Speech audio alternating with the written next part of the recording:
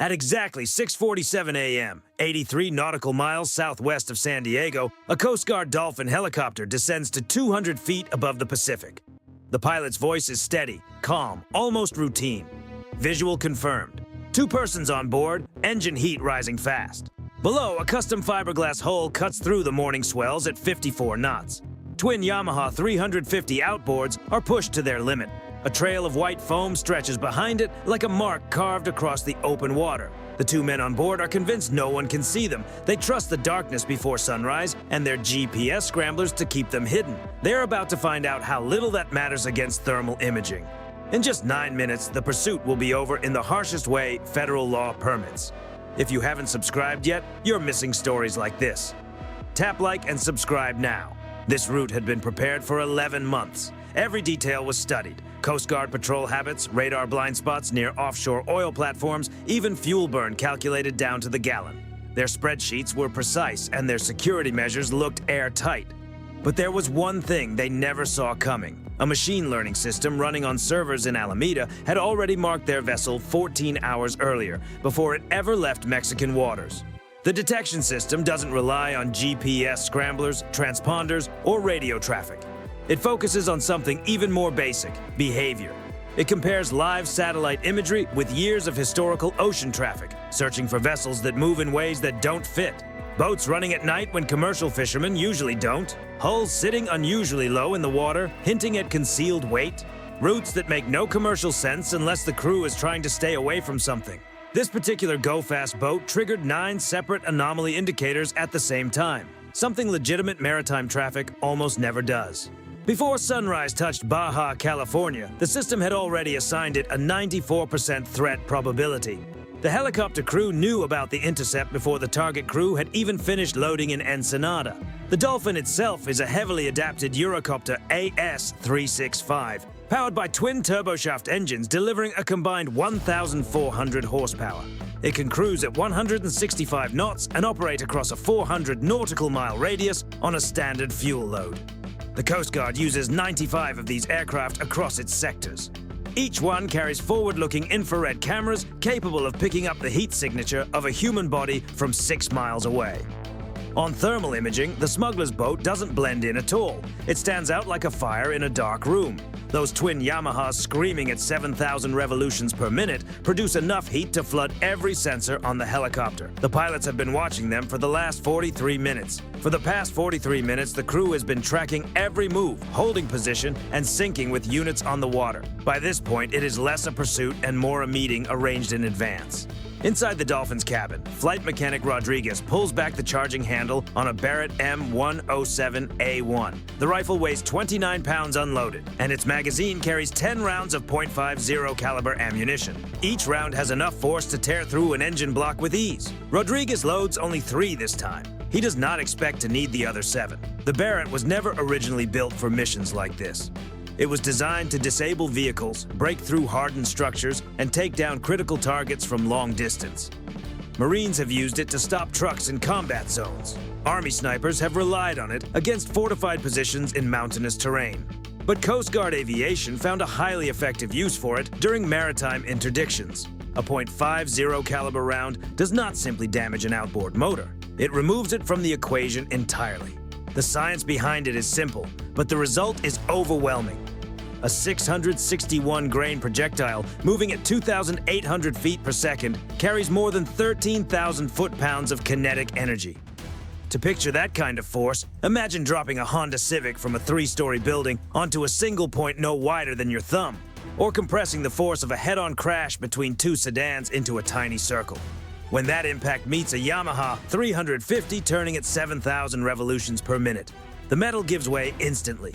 The engine cowling offers about as much protection as soaked cardboard against a sledgehammer. The round tears through the housing and begins to tumble as it moves inside, carving a channel roughly 4 inches wide. Crankshafts break apart, pistons come apart. Connecting rods become high-speed fragments, ricocheting through the engine block like an explosive going off inside a metal shell. The motor does not simply shut down. It is mechanically undone in an instant. The numbers make the strategy even more striking. One round costs about $3.50. A Yamaha 350 costs around $30,000. From a budget standpoint, the math is brutally efficient, and officials in Washington appreciate that kind of equation. The men aboard the boat still know none of this.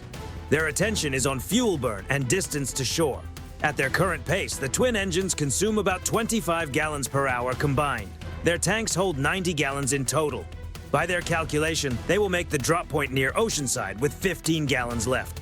From their perspective, that is more than enough buffer. What they have not factored in is the helicopter's closing speed. The Dolphin cruises at 140 knots. The Go Fast can only manage 54. That creates a gap of 86 knots, or about 99 miles per hour of gain every hour. The boat still has 32 nautical miles to go. The helicopter will be within firing range in 11 minutes. They have no idea. The boat itself is a serious investment. Its custom fiberglass hull was built for speed and a smaller radar signature at a cost of about $120,000. The transom was reinforced to handle the strain of twin high-performance outboards, adding another $15,000. GPS scramblers bought through a supplier in Shenzhen added $8,000 more.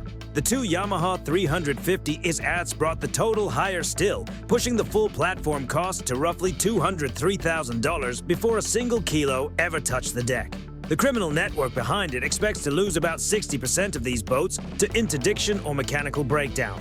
Even so, the business model remains profitable because each successful trip can bring in between $3 million and $5 million in delivery fees.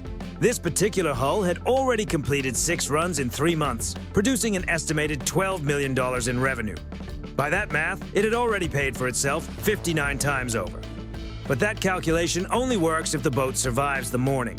At 6:53 a.m., the co-pilot switches to the marine emergency frequency and begins the broadcast. This is the United States Coast Guard. Heave to immediately. Shut down your engines. Prepare for boarding.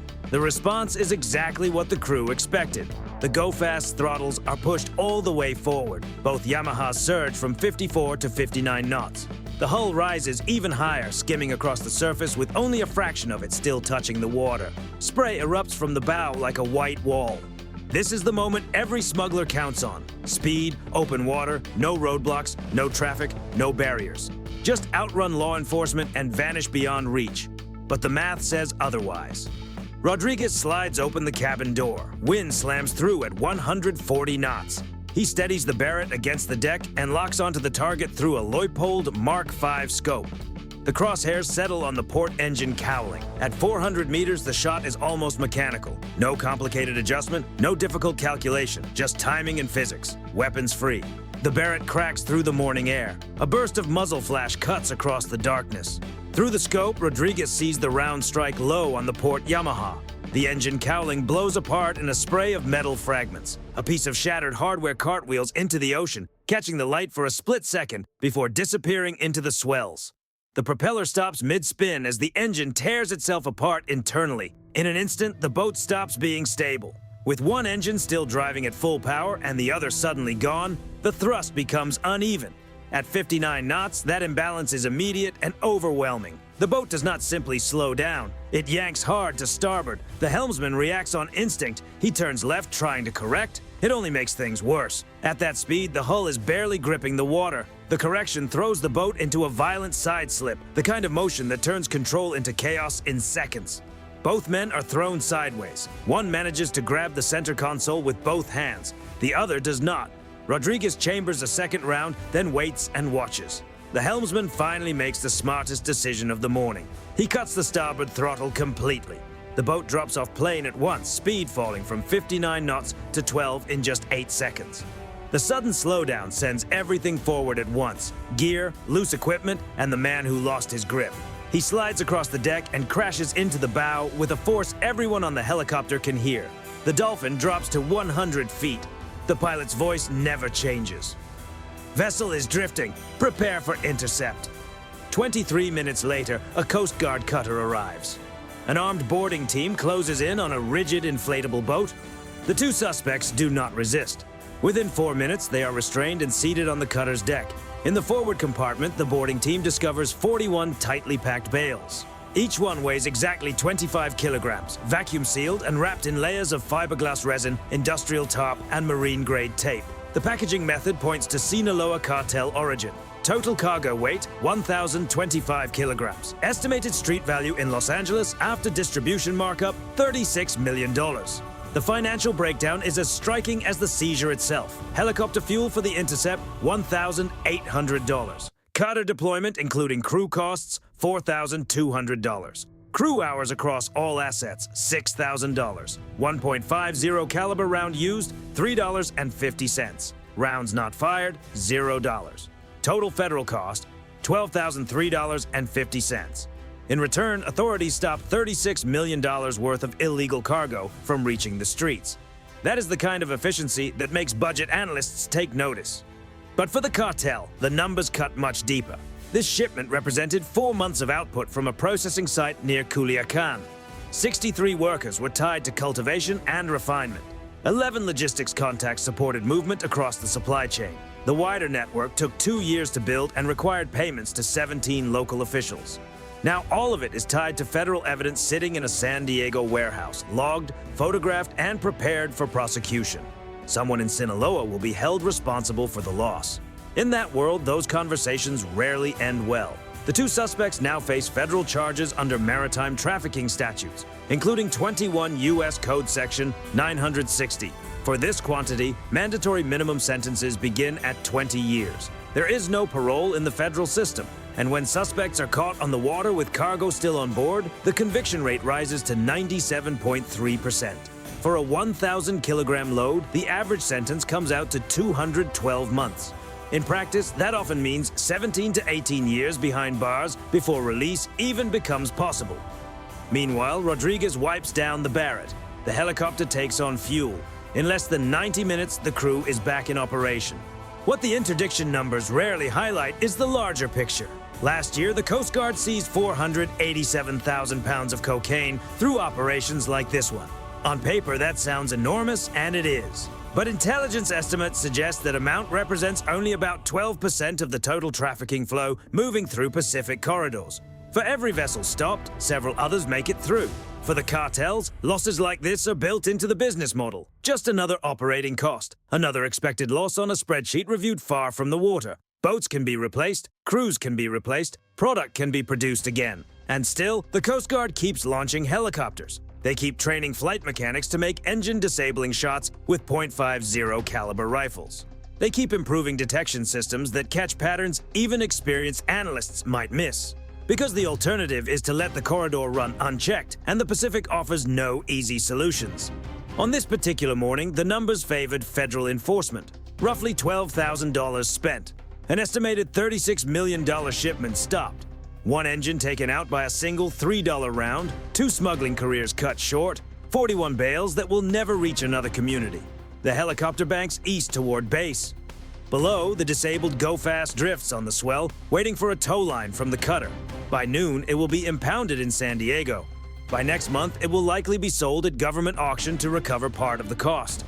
Maybe a sport fisherman from Orange County buys it for $60,000 and never learns what story those stains on the deck once told. The ocean keeps moving. The algorithm keeps scanning. And somewhere south of the border, another crew is already loading another boat, gambling their freedom against a machine learning system they do not understand and a flight mechanic who rarely misses.